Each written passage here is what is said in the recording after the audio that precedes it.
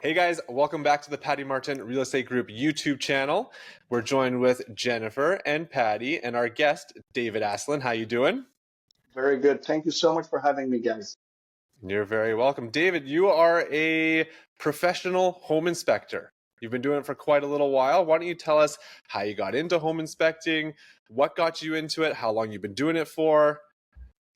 Yeah, so I don't want to make a super long story, but I was on construction for about almost 20 years before that.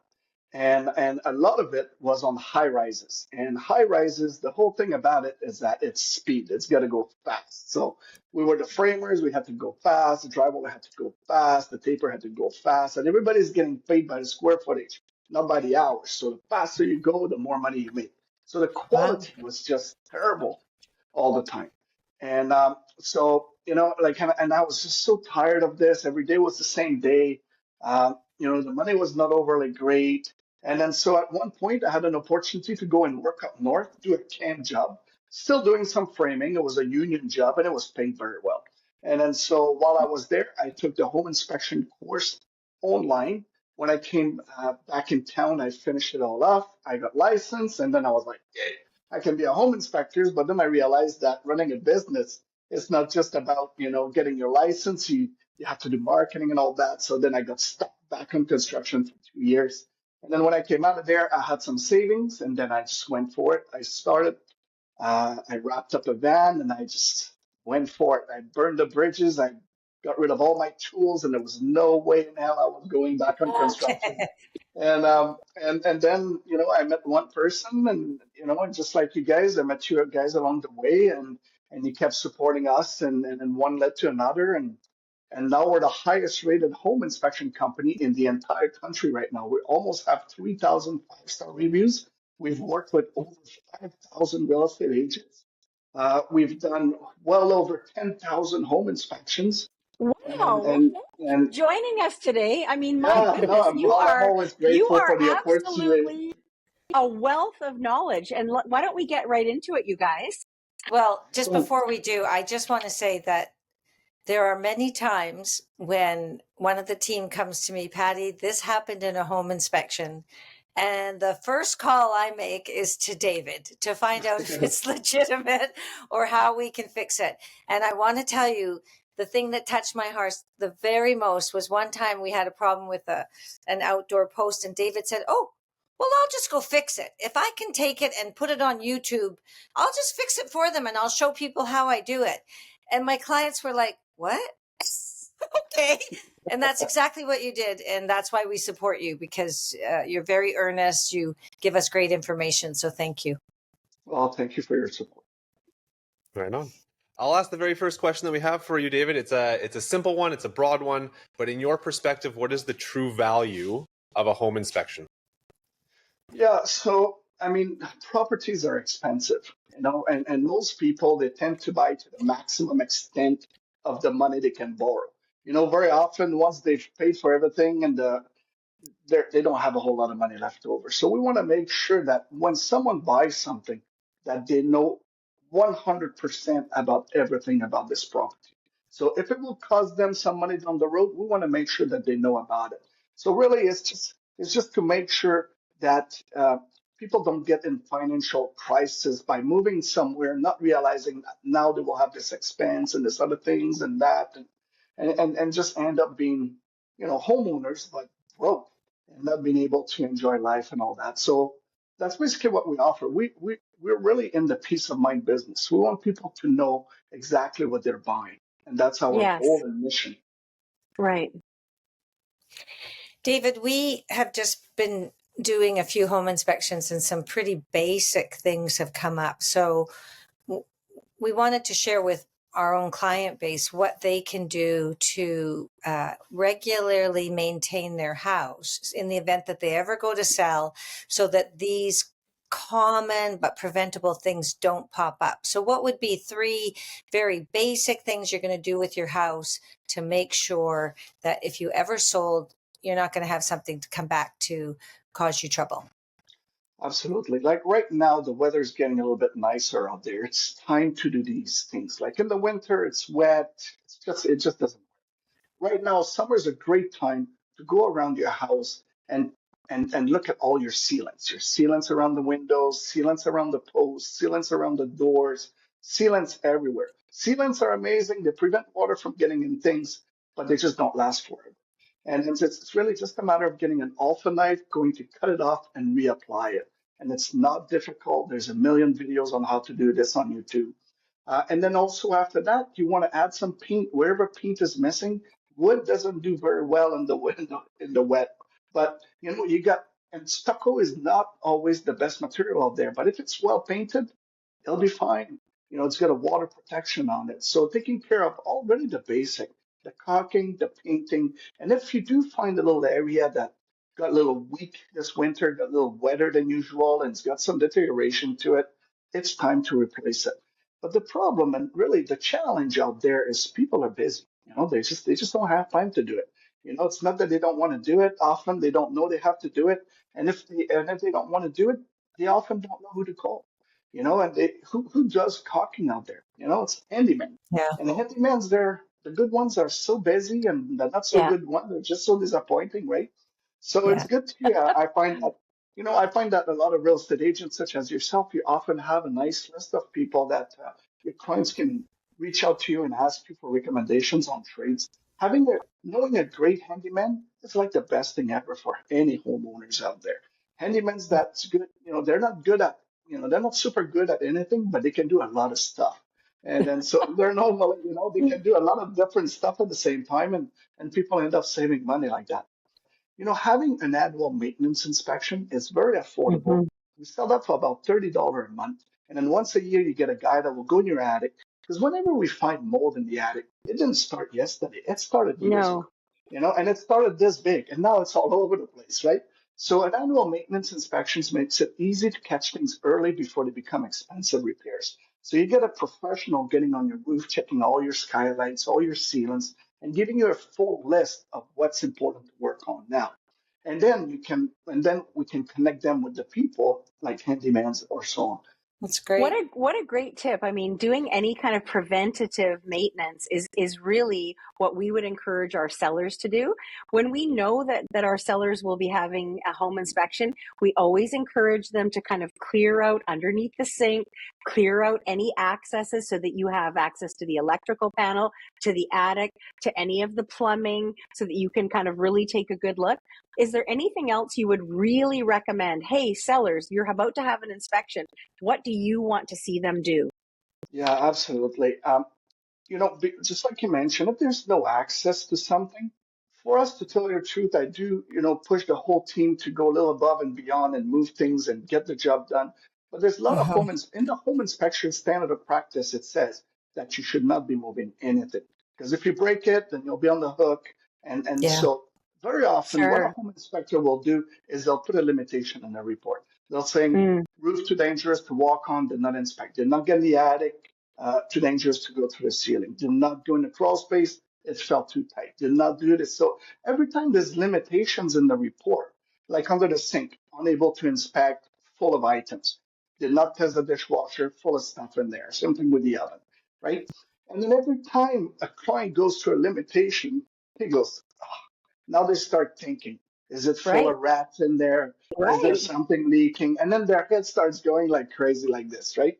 So very important to create some access as much as possible. I mean, the home inspector should give it a good shot to, because really our clients, they're not hiring us to know what we can do for them. They're buying this place, they want to know everything about it, and it's our job to do that. But there are situations you'll have an attic in the garage and they park their car right there and there's nobody there. So we'll have to put a limitation on it. They'll build shelving right in front of their electrical panel.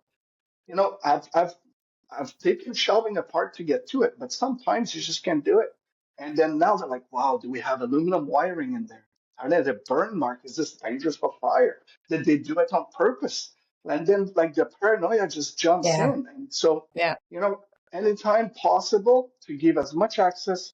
And then if you're gonna, and often, they're in the process of moving too, and they'll move everything in a garage or in a bedroom downstairs. If you're gonna do that, try to keep the exterior walls open, just like a path, just to see if there's any Yeah, water damage. Because then we're putting a yeah. limitation in the report, unable to inspect this roof. And then, and then the inspector wants to protect themselves and say, look, it is possible that once these bugs are removed, that you may notice mold on the, on the wall, or there may be a water leak, or there may be something. What would be something that would really scare someone off? Like what's a really scary thing in a home inspection that you even think they should walk away from? Because we do home inspection. We know that, there's, of course, you're paid to find things. I could probably find things because of what I know Yeah. from watching you guys inspect houses. So what would be a thing that you think, oh yeah, that's really going to scare someone off? But this is a question that is asked a lot. Like, people say, did you find something major? People often ask this, right? Did you find something Mhm. major? To me, like, there's really nothing overly crazy on any houses out there. Everything is fixable. There are things that will cost more money to fix than other things, but there's nothing out there that, for the right person. Obviously, if it's an elderly couple and they wanted to buy a place that was ready to go and no problem, and you find all kinds of problems, yeah, Right. it's not the right house for them. But for somebody who's buying a house from the 90s, who understand that this house was not renovated before, um, there's nothing in there that can be overly crazy. But right now, also, too, it's such a great market for buyers, right? So even if there's something crazy out there or more expensive to repair, you can often use it as a renegotiation tool so right now Poly-B is a big one. Poly-B, it's almost a guaranteed fact you will have to redo your plumbing. So, but again, a house, it's at least over $1 million, and a full Poly-B job in there is not a whole lot more than 20,000. So it's not like it's anything overly crazy compared to the price of the house. Now, if you do have in-floor heating with Poly-B, now that's at least another $50 to $60,000 to set up a new heating system in there.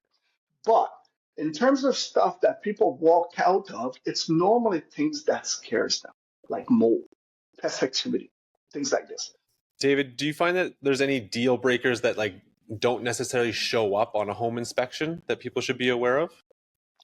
Well, I mean, it's a visual inspection. We do our best, in all this, but there are some brand new construction right now in cities nearby where the houses are under 1 year. We inspected them, they showed up very well, and then turns out that they were full of mold inside the walls. So there are things that were not, it's very, I hate it when because we didn't see it. There's nothing we could see. And then later on, when rainy season kicked in last winter, water started coming into inside their basement. When they opened the wall, all the walls in the basement, there's about 100 homes on this development like that. So, there are things that, especially on a new home, because it didn't have time to show evidence really on the outside, because exterior walls will have a plastic poly that prevents a lot of problem from showing up. But to tell you the truth, though, like I would like to, I like to tell my clients that once they move in there, they should not be able to find anything, at least of importance, that we were not able to find. Everything leaves Oh, okay. clues. So you Everything find leaves it all. clues. Yeah, we You find it find all. I mean, if you do have a little pipe that's, an outside hose bib who froze in the winter and now it's dripping every 2 minutes and it's just dripping in your wall, we're not going to see this unless your drywall starts getting moldy or it leaves a okay. temperature mark that we can pick up with the infrared camera. We're not going to see that. But again, it's not really a massive repair. It's like a $300 plumber job, and in most cases, it's nothing big. Inspection day is always such an exciting day, if you will, for buyers. It's sometimes they've viewed the property a couple of times, then they've achieved their accepted offer, then they book their inspection. So it's kind of almost their last showing before they Absolutely. kind of remove subjects. And then all of a sudden they can find out there's mice in the attic, or my goodness, there is aluminum wiring and has it been pigtailed? It can be really, really exciting. When we try to kind of set our seller up, we say to them things like this: remove the small stuff, change out the filter in the furnace before any of this happens, change out the water filter in the fridge, like all these small things that can kind of add up. Any kind of tips you would give a seller that are going to help the little things? Like, what do you think? To me, like there's one thing that I don't understand out there in the real estate process, and it's the fact that sellers don't get their homes pre-inspected. To me, like Right. this is mind-boggling. I just can't. I can't comprehend it because, Yes. well, like But it David, basically, hang yeah. on. The problem is we, like, a seller can't represent, like, through us, oh, this is the home inspection, don't worry about it, because now they've taken responsibility for the home inspection and who the home inspector was. And so you can get a home inspection, I guess, as a pre-inspection for your own use, but it's never going to Yeah. be used to the But buyer because I No, think no, of that's what course, David's saying. He's saying get it Yeah. inspected. Like let's do yeah, a it let's has do a not. pretend And inspection. So I find what the buyer's and gonna find. Then let's fix it all. and Patty, I except Yeah. think, except I've done it where I've had two inspections on a house because one didn't work, and the inspections are entirely different. Now, I wouldn't expect that from you. I'll be No. honest. I have, I, now, I, because and there's to some know your truth. sketchy inspectors out there. Let's be To honest. But what you said earlier, Patty, it's a huge misconception out there from the real estate community. And I brought it up to an agent. He's like, I've been in business for 40 years, and the buyers, they don't trust it. And I'm like, this has nothing to do with the buyer. don't give This it is to them, for the seller. Don't even just for the give it to seller. them. Because first of all, their inspectors, once he finds out this place is pre-inspected, they'll go crazy and they'll try to make the other inspector look bad. But this is for the buyer. The goal is to know what the buyer inspector is going to come up with. Okay. So now you know the future right there. And then, Yeah. so if So, we find a leak in the attic, right, then you can get that fixed and yeah, you say, hey, we had this yeah, place pre-inspected. We found we had a leak in the attic. Yes. Because what we have to remember here is people understand that these homes are not brand new and they're a little bit older and all that.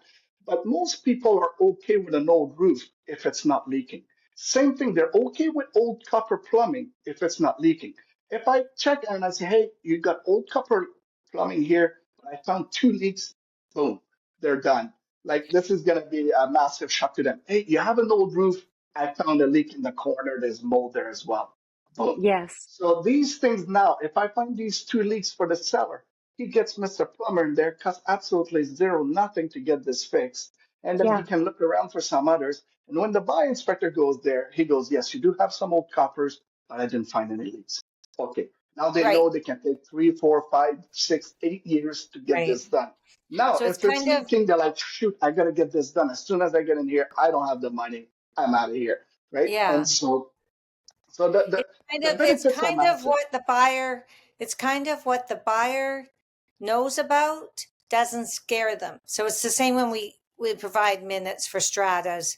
They Mhm. have some prep before they write an offer. They know what they're getting into. Then anything that's inspector or the strata tells them they already know, and then they're not afraid. Yeah, and then It like makes for good sense. example, Makes good sense. if you have an old furnace, furnace they can last 20 to 25 years, but they can last 30 years as well. But when they're Sure. 20, we let them know that they're old. Because if they die the next day, we'll get blamed for it. Right? So we tell them that they're old and then to budget on replacement. Okay. Well, thank you so much. I Yes. do want to just reiterate that that's a great service that you offer, a monthly, or sorry, a yearly Annual maintenance inspection, inspection, yeah. because most of our clients that are watching this today are not getting an inspection tomorrow. So, because they're not selling. But so thank you for that. That's great information. And if you are thinking about selling, I guess we should start talking to our sellers about a pre-inspection more seriously, because it does sound like it's a good thing. Does anyone else have any other comments? No, we're I'm good. good. That was a wealth of information. Yeah, thank you, David. That was great. Indeed. Wow. Well, stay tuned for part 2 of our Yes, chat with please, let's do David. it. Thanks so Okay. much Thank you for your so time much, today. everybody. Really appreciate the opportunity. Really appreciate your support and your kind words. And we always do our best out there, and we love to work with you guys. Thanks, Thank you. David. Thank you very Thank much. you. Have a good day, everyone.